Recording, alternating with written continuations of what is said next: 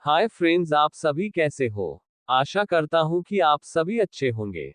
आपका हमारे channel VK Jatol classes में स्वागत है।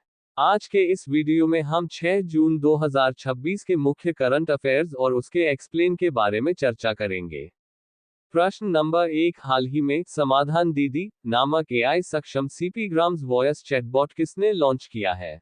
A Ashwini Vaishnaw, B Amit Shah, C Jitendra Singh, D Piyush Goyal. दोस्तों, आपका सही answer option number C Jitendra Singh होगा। हाल ही में केंद्रीय मंत्री जितेंद्र सिंह ने जन शिकायतों के निवारण के लिए एक नया एआई सक्षम वॉइस चैटबॉट समाधान दीदी लॉन्च किया है। उद्देश्य, ये चैटबॉट सीपी ग्राम्स केंद्रीयकृत लोक शिकायत निवारण और निगरानी प्रणाली का हिस्सा है। इसका मुख्य उद्देश्य शिकायत दर्ज करने और उसे ट्रैक करने की प्रक्रिया को सरल और सुलभ बनाना है। कैसे काम करता है? यह आर्टिफिशियल इंटेलिजेंस एआई और नेचुरल लैंग्वेज प्रोसेसिंग एनएलपी पर आधारित है, जिससे नागरिक अपनी क्षेत्रीय भाषाओं और सरल बोलचाल की भाषा में वॉइस के जरिए शिकायत दर्ज कर सकते हैं। महत्व, इसे विशेष रूप से ग्रामीण आबादी, वरिष्ठ नागरिकों और उन लोगों के लिए विकसित किया गया है जो डिजिटल इंटरफेस का उपयोग करने में कठिनाई महसूस करते हैं। इसे प्रशासनिक सुधार और लोक शिकायत विभाग ने भाषिनी के सहयोग से तैयार किया है, जिससे सरकारी सेवाओं में समावेशिता बढ़ेगी। प्रश्न नंबर 2, नौसेना शौर्य वाटिका का उद्घाटन कहाँ किया गया है?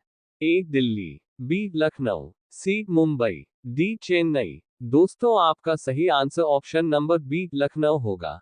उत्तर प्रदेश के मुख्यमंत्री योगी आदित्यनाथ और रक्षा मंत्री राजनाथ सिंह शनिवार को लखनऊ में नौसेना शौर्य वाटिका का उद्घाटन करेंगे।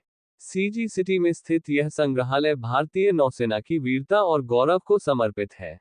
आईएनएस गोमती, इस वाटिका का सबसे बड़ा आकर्षण 28 मई 2022 को सेवामुक्त किया गया भारतीय नौसेना का युद्धपोत आईएनएस गोमती है। अन्य आकर्षण यहाँ AK-726 तोप, पनडुब्बी अवरोधक उपकरण, लंगर और जहाज का प्रोपेलर जैसे कई सैन्य उपकरण प्रदर्शित किए गए हैं। उद्देश्य, राज्य सरकार का लक्ष्य इसे एक प्रमुख सैन्य पर्यटन स्थल के रूप में विकसित करना है, जो युवाओं और आने वाली पीढ़ियों में देशभक्ति की भावना को प्रेरित करे। यह परियोजना भारतीय नौसेना और उत्तर प्रदेश पर्यटन विभाग का एक संयुक्त प्रयास है, जिसे अत्याधुनिक ओपन एयर संग्रहालय के रूप में तैयार किया गया है। प्रश्न नंबर 3, नौसेना के 48वें vice chief of the naval staff VCNS के रूप में किसने पदभार ग्रहण किया है? A Sanjay Bhalla, B Ajay Kochar, C R Harikumar, D Dinesh Tripathi. दोस्तों, आपका सही answer option number B Ajay Kochar होगा। वाइस एडमिरल अजय कोचर ने 29 मई 2026 को आधिकारिक तौर पर भारतीय नौसेना के 48वें उप प्रमुख VCNS के रूप में कार्यभार संभाल लिया है। उन्होंने वाइस एडमिरल संजय वत्सन का स्थान लिया है। अनुभव, वाइस एडमिरल कोचर 1 जुलाई 1988 को नौसेना में शामिल हुए थे और उनके पास 37 वर्षों से अधिक का शानदार अनुभव है।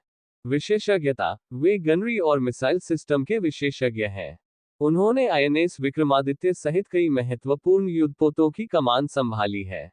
उपलब्धियां, उन्हें 2022 में अति विशिष्ट सेवा मेडल और 2026 में परम विशिष्ट सेवा मेडल से सम्मानित किया गया है।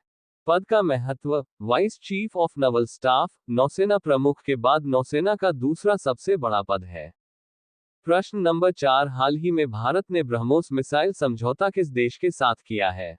A Vietnam, B Philippines, C Indonesia, D Malaysia. दोस्तों, आपका सही answer option number A Vietnam होगा। भारत ने वियतनाम के साथ ब्रह्मोस सुपरसोनिक क्रूज मिसाइलें सप्लाई करने के लिए एक महत्वपूर्ण रक्षा समझौता किया है। 30 मई 2026 को सिंगापुर में आयोजित शांग्री-ला डायलॉग के दौरान इस डील की पुष्टि की गई।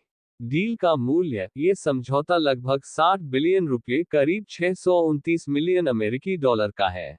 क्या शामिल है? इसमें न केवल मिसाइल सिस्टम की आपूर्ति, बल्कि ट्रेनिंग और लॉजिस्टिक सपोर्ट भी शामिल है। ब्रह्मोस क्या है? ये भारत और रूस द्वारा संयुक्त रूप से विकसित एक सुपरसोनिक क्रूज मिसाइल है, जो जमीन, समुद्र और हवा से दागी जा सकती है। अन्य जानकारी, फिलीपींस 2022 में ब्रह्मोस खरीदने वाला पहला विदेशी देश था। इसके अलावा भारत अब इंडोनेशिया के साथ भी ब्रह्मोस को लेकर अंतिम दौर की बातचीत कर रहा है।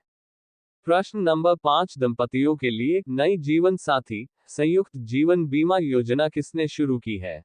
A SBI, B LIC, C ICICI, D HDFC। दोस्तों आपका सही answer option number B LIC होगा।